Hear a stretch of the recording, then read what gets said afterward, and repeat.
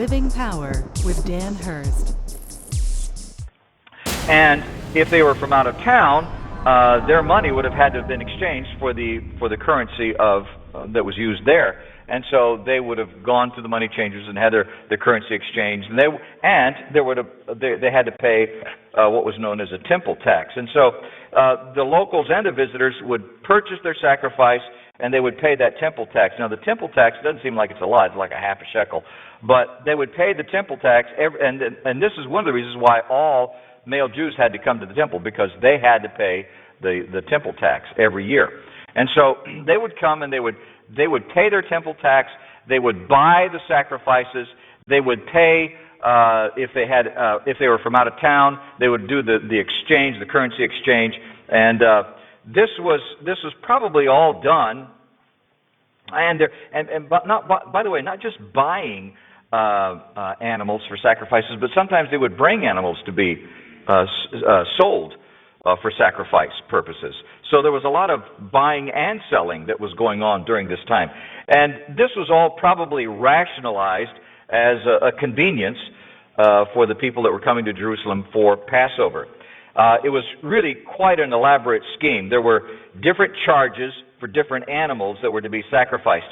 Every male, as I mentioned, had to pay this half shekel in temple tax, but there were additional charges, some of them based on the number of children that you had in your family. Starts to sound familiar, doesn't it? And it all became rather abusive. And naturally, the people who handled the transactions would take a surcharge for handling the exchange. And it wasn't a whole lot, but overall, it piled up, and they were making a lot of money. So here was this system that was rather corrupt, and there were so many religious leaders participating in the corruption, and as a result of that, the worship became corrupt. And so what had happened was their ritual had become their faith.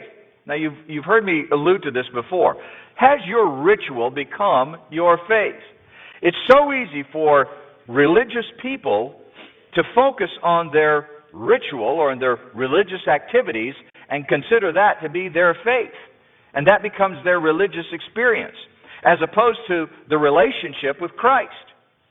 So if you are substituting ritual, or the things that you do that make you feel good about your faith or your religion, as opposed to your connection with Christ Himself, then you are guilty of what they were doing. Has your ritual become your faith? It's a very important question that you have to ask. If you're going through all the motions and emotions of your faith and your religion, but there's no real connection with God, then your ritual has become your faith. You're just going through the motions. And that's what was happening with them. Their way of doing things was more important than the real worship that God had demanded from them. What they did and the way they did it was really important to them, but they had missed the whole point. So Jesus was incensed by that, because it had all been given to them in the Word. It had been given to them in the Torah, and the prophets had spoken about it and preached about it and written about it. And over and over and over, it was something that they knew was there, but they had taken it and abused it.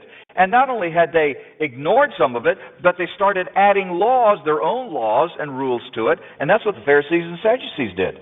That's what the Sanhedrin, which was the Pharisees and Sadducees collectively, with this court essentially, had come up with all these new laws and these new ways of doing things.